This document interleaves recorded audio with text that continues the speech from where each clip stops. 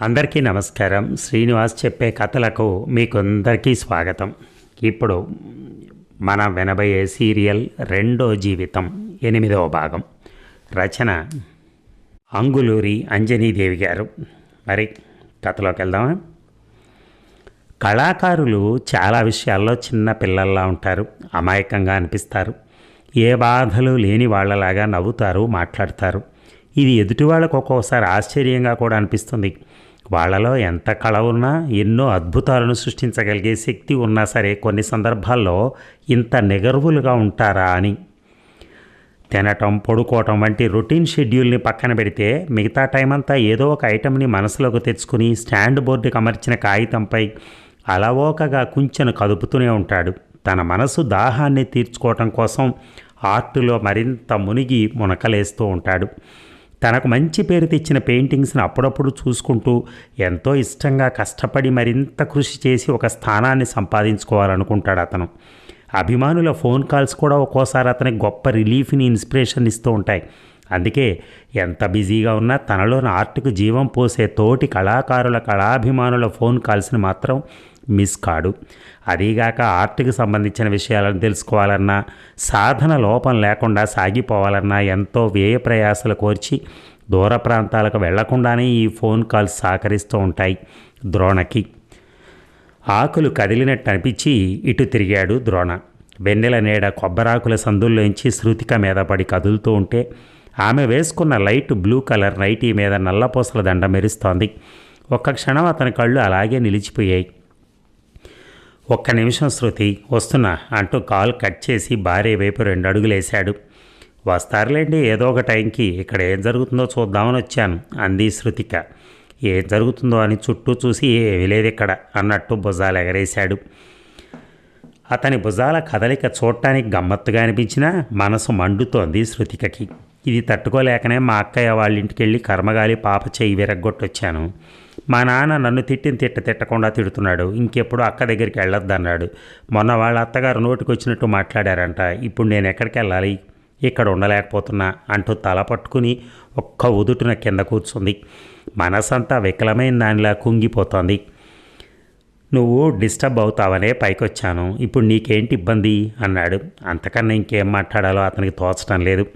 నేను డిస్టర్బ్ అవుతానని కాదు, మీ ఇద్దరి మాటలకి ప్రైవసీ కోసం పైకొచ్చారు. నేనేం చిన్నపిల్లని గాను, నాకు ఇలాంటివి బాగా తెలుసు. నేను హాస్టల్లో ఉండి చదువుతున్నప్పుడు కొందరు అమ్మాయిలు మీలాగే ఎప్పుడు చూసినా మొబైల్లో మాట్లాడుతూ ఉండేవాళ్ళు అంది పిచ్చి దానిలాగా అరుస్తూ.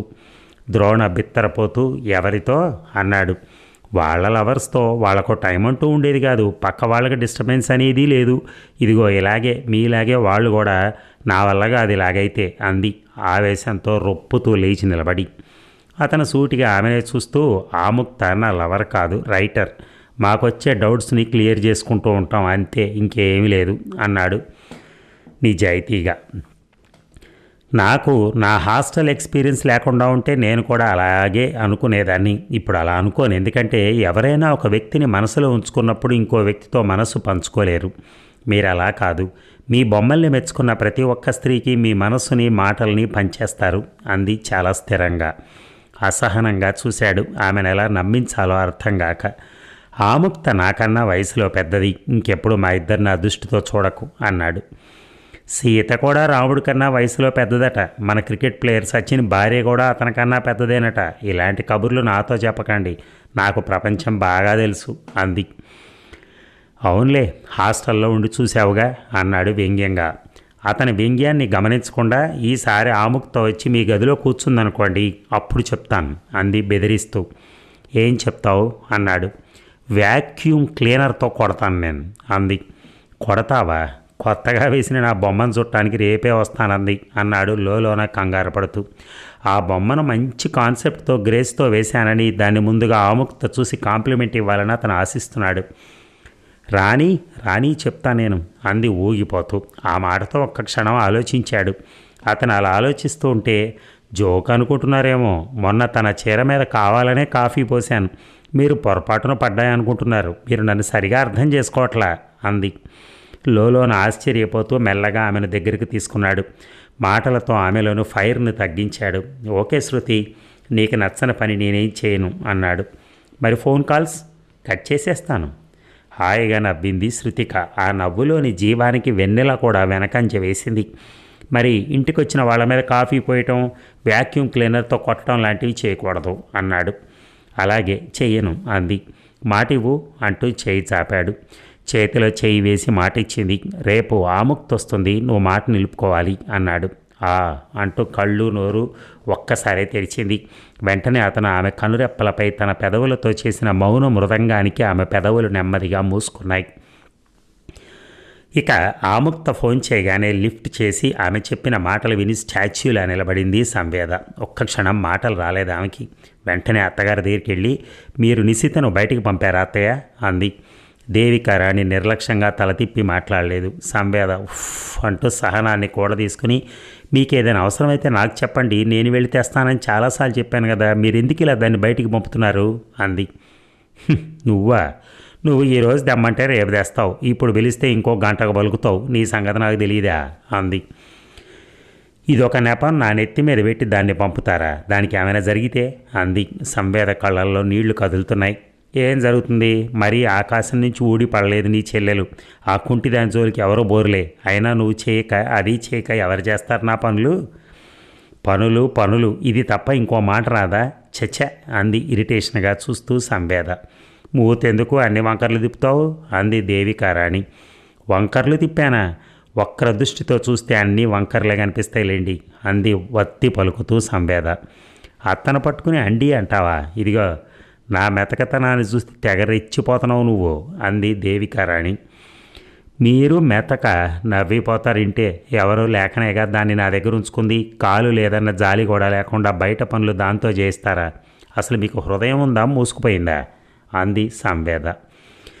అమ్మో నా గుండె మూసుకుపోయిందంటావా, ఊపిరి అడగనే చచ్చిపోవాలనేగా, అసలే జ్వరం వచ్చి నేను బాధపడుతుంటే మీకు నాలాంటి అత్త కాదే, బండబూతులు తిట్టే అత్త కావాలి, అప్పుడు కానీ దారిలోకి రారు మీరు అంది చేతులు చాలా హుషారుగా తిప్పుతూ. ఇప్పుడు దారిలో లేమా అంది సంవేద. ఏం దారి మీ దారి, తల్లి తండ్రి లేనప్పుడు అణిగిమణిగి ఉండాలని తెలియదా, నా ఇంటి కోడలుగా వచ్చి నువ్వు నీతో పాటు వచ్చి అది అదృష్టవంతులైపోయారు, లేకుంటే ఈ రోజుల్లో కొంతమంది అత్తలు అసలు రెండో కంటికి తెలియకుండా కోడలను ఎలా హింసిస్తున్నారు. మాటకు ముందే ముక్కు మీద కొట్టి అది బెదిరి రక్తం వస్తే అదేదో రోగం అంటున్నారు, సుత్తులతో తల మీద కొట్టి కుట్టు కూడా వేయించకుండా దూది పెట్టి ఉంచుతున్నారు, అదేమని ప్రశ్నిస్తే నా కోడలకు పిచ్చి పెట్టిందని ఎర్రగడ్డ ఆసుపత్రిలో చేరుస్తున్నారు. ఇవన్నీ మీకెలా తెలుస్తాయి, బయటికి వెళ్ళి చూస్తే కదా, చిన్న పని చెప్పినా అదేదో గడ్డపార చేతికిచ్చి బావి తవ్వమన్నట్టు మాట్లాడుతూ ఉంటారు అంది దేవికారాణి. మీ నోట్లోంచి గడ్డపారలు సుత్తులు వస్తున్నప్పుడు మరి నేనేం మాట్లాడాలి అత్తయ్య, ఆడపిల్ల పుట్టినింటి నుంచి మెట్టినింటికి వచ్చినప్పుడు అక్కడ తీసి ఇక్కడ నాటిన పూల మొక్కతో సమానం అంటారు. వేర్లు కుదుటు పడేదాకా మంచి పోషణ ఆదరణ అవసరం, అలాంటిది మర్చిపోయి అనాథల్ని చూసినట్టు చూస్తుంటే ఏం చేయాలి. ఈరోజు ఆముక్త చూడకుంటే ఆ నలుగురు మగపిల్లల చేతుల్లో నిశిత ఈ పాటికి చచ్చిపోయి ఉండేది అంది సంవేద. ఏమిటి మగపిల్లలు వెంటపడ్డారా అంటూ జీవితంలో ఎప్పుడూ పోనంతగా ఆశ్చర్యపోయింది దేవికారాణి. అవునట, కాలేజీ అబ్బాయిలు అంటూ సంవేద ఏదో చెప్పబోతుంటే, అర్థమైందిలే, అదేదో ర్యాగింగ్ అంటారే అది అయి ఉంటుంది, అయినా వాళ్ళ కాలేజీ అమ్మాయిలు చేసుకోవాలి కానీ దీని వెంట ఎందుకు పడటం, ఇలాంటివన్నీ మామూలే అంది.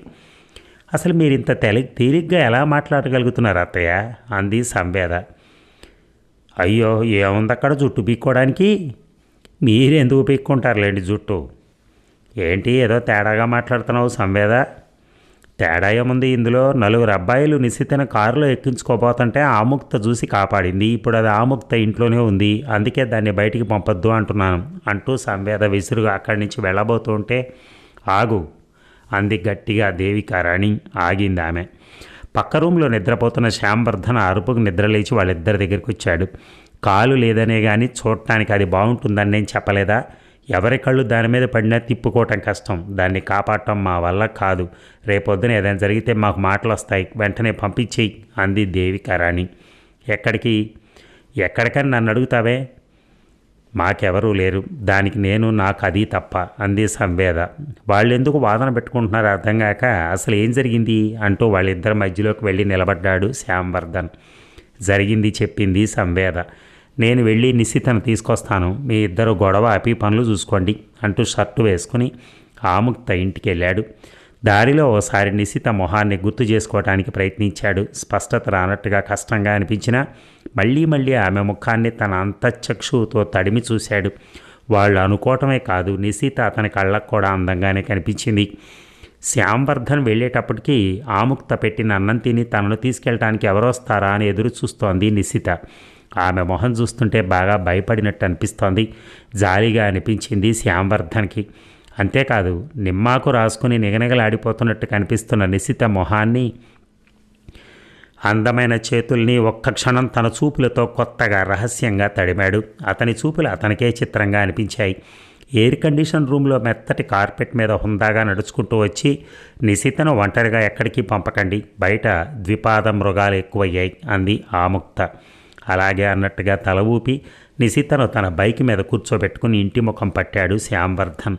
దారిలో ఏదైనా హోటల్కి తీసుకెళ్ళి నిశితతో కొద్దిసేపు ప్రశాంతంగా కూర్చోవాలనిపించింది.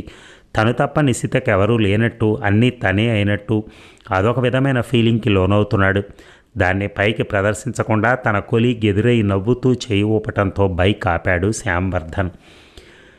మీ మిసెస్ వెరీ నైస్ మిస్టర్ శ్యాంవర్ధన్ అని ఆవిడ అంటూ ఉంటే అతని నరాలు చిన్న షాక్కు గురై తీయగా పులకించాయి. నా మరదలండి అంటూ ఆమెకు నిశితను పరిచయం చేశాడు.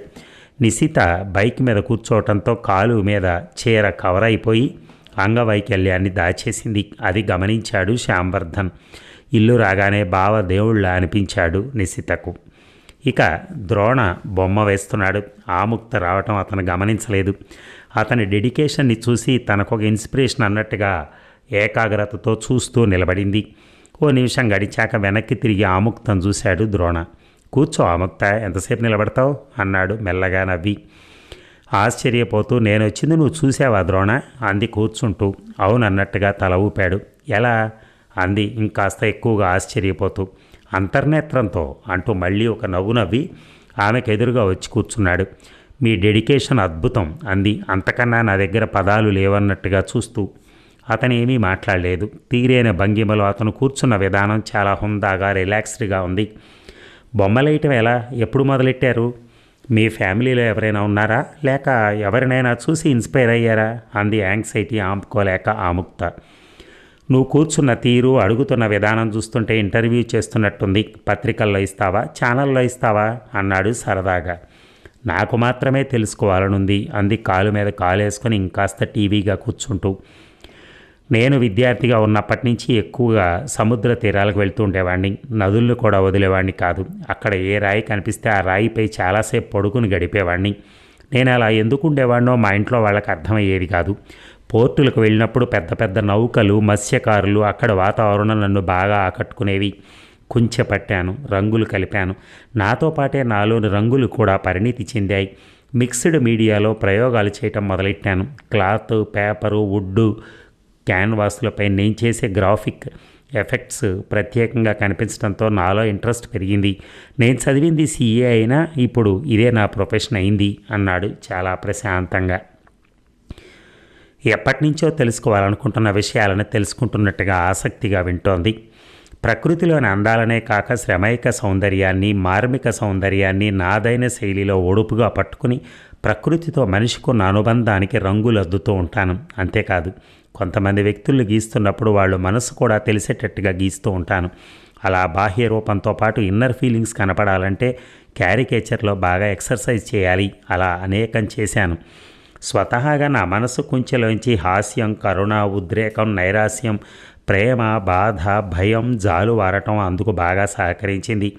లేకుంటే మనం ఆర్టిస్టులం, రాసే రాతల్లో కానీ గీసే గీతల్లో కానీ స్పష్టత లేకుంటే విమర్శకులు చెంప చెళ్ళు అనిపిస్తారు కదా అన్నాడు. చెంప తడుముకుంది యాదృచ్ఛికంగానే. ఇప్పుడు ఏం గీస్తున్నారు అంది కాన్వాస్ వైపు చూస్తూ. 25 మంది చిత్రకారులను కలిసి ఇంక్, ఆక్రిలిక్ ఆయిల్ కలర్స్తో రంగులద్ది హైదరాబాదులోని గ్యాలరీ స్పేస్లో పెడుతున్నాం. ఈ ప్రదర్శన ఇంకో 4 రోజుల పాటు జరుగుతుంది. ఇది ట్రావెలింగ్ ఎగ్జిబిషన్ కాబట్టి ఈ రంగులు ఇక్కడి నుంచి ఢిల్లీ, బెంగళూరుకు తరలి వెళ్తాయి. దానికోసం ఈ బొమ్మ గీస్తున్నాను అన్నాడు ద్రోణ వర్షిత్. మరి నా కవితకు బొమ్మ ఎప్పుడు గీస్తారు అంది ఆముక్త. దాని విషయం అప్పుడు గుర్తొచ్చిన వాళ్ళలాగా దాన్ని మళ్ళీ ఒకసారి చదవాలి ఆముక్త అన్నాడు. అతను బొమ్మ గీస్తాననలేదు, గీయను అనలేదు. ఆమె దృష్టి మూలనున్న చెత్త కుప్ప మీద పడింది. అప్పుడప్పుడు ద్రోణ బొమ్మ గీసి కుదరక చింపేసిన కాగితాలు ఆ చెత్త కుప్పలో ఉన్నాయి. వాటి మీద దుమ్ము బాగా ఉంది. ఆ దుమ్ములో ఆముక్త రాసిన కవిత ఉంది. వెంటనే వెళ్ళి చేతులకు తీసుకుని దులుపుకుంటూ వచ్చి కూర్చుంది. మనకున్న దుమ్ము చాలదన్న ప్రతిరోజు అంతరిక్షం నుంచి 10 టన్నుల దుమ్ము భూమిపై పడుతుందట కదా అంది ఆ దుమ్మునే చూస్తూ ఆముక్త. కరెక్ట్ ఆముక్త, అది మనసు మీద పడకుండా ఉంటే చాలు అన్నాడు ద్రోణ తన భార్యను గుర్తు చేసుకుంటూ. ఆ కాగితాన్ని దుమ్ములో వేసింది శృతికని అని అతనికి తెలుసు. మన శరీరం 1000కి పైగా జాతుల బ్యాక్టీరియాకు ఆవాసమని విన్నాను, కానీ మనసు మీద దుమ్ము గురించి నేను వినలేదు అంది ఆశ్చర్యంగా చూస్తూ. భావాలను కలుషితం చేసుకుని వక్రదృష్టితో ఆలోచించే వాళ్ళ మనసు నిండా దుమ్మే ఉంటుంది ఆముక్త. దాన్ని దులుపుకోవటం వాళ్ళకి రాదు, ఇతరులు వెళ్ళి దులపలేరు అన్నాడు. ఆముక్త వింటోంది. అంతటితో ఆ విషయాన్ని వదిలేశాడు. నీ కవితకు బొమ్మ వేయాలని చాలాసార్లు ట్రై చేశాను, కానీ నీ కవిత నేను బొమ్మ గీసే స్థాయిలో లేదు. నువ్వు ఇంకా ఎదగాలి, సమస్యల్ని స్పృశించాలి, మార్పు కోసం ఆరాటపడి రాయాలి అన్నాడు. ఆముక్త ముఖంలో రంగులు మారాయి. వెంటనే తన చేతి వేళ్ల వైపు చూసుకుంటూ, కరెక్టే ద్రోణ, మనం బాగా ఫీల్ అయ్యి రాయాలంటే ప్రయాణాలు ఎక్కువ చేయాలని, అందమైన దృశ్యాలను చూడాలని అంటున్నారు. ఆ ఫీలింగ్ కోసం నన్ను లాస్ ఏంజల్స్కి తీసుకెళ్ళమని మా వారిని అడుగుతున్నాను.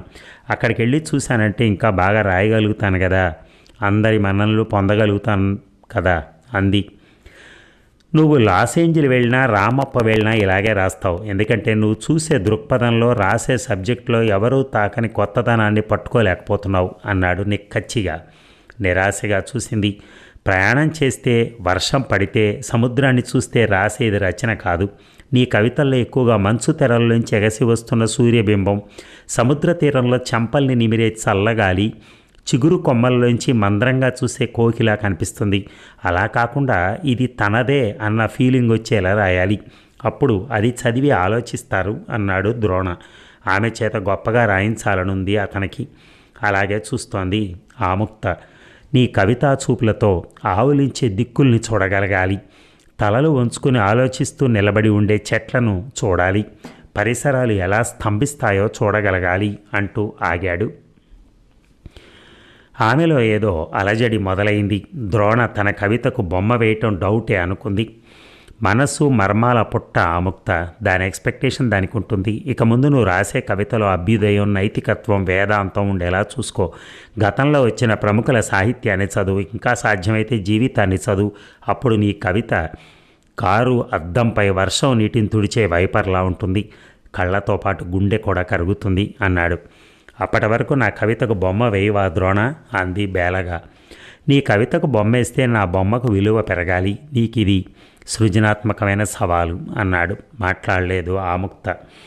నేను ఊహించిన రీతిలో రాయగలిగే శక్తి నీలో ఉంది ఆముక్త, కానీ నీ మెదడు లోపల ఉన్న ఆలోచనలని నువ్వు ఇలా నునుతట్టుతో లేపితే అవి బయటికి రావు. అలా లేపగలిగే మంత్రదండం కూడా లేదు. ప్రయత్నం అనే గడ్డపారల్ని ప్రయోగించి పెగిలించాలి. అప్పుడు పుడతాయి నిలబడే కవితలు. సృష్టికైనా మనోదృష్టికైనా బద్ధకం పనికిరాదు అన్నాడు. నేను వెళ్తాను వర్షిత్ అంది ఊపిరాడనట్టు చూస్తూ ఆముక్త. వెళ్లే ముందు ఒక మాట, నీ కవితకు బొమ్మ వేయాలనుంది. నా భావాలకు తగినట్టుగా రాయి. కాఫీ తాగి వెళ్ళు, శృతిక తెస్తుంది అన్నాడు చాలా మర్యాదగా. ఒక్క క్షణం భయంగా తన చీర వైపే చూసుకుంటూ, వద్దు వెళ్ళాలి వర్షిత్, బాయ్ అంది ఆముక్త. మరి తరువాయి భాగం రేపు విందామా? Thank you.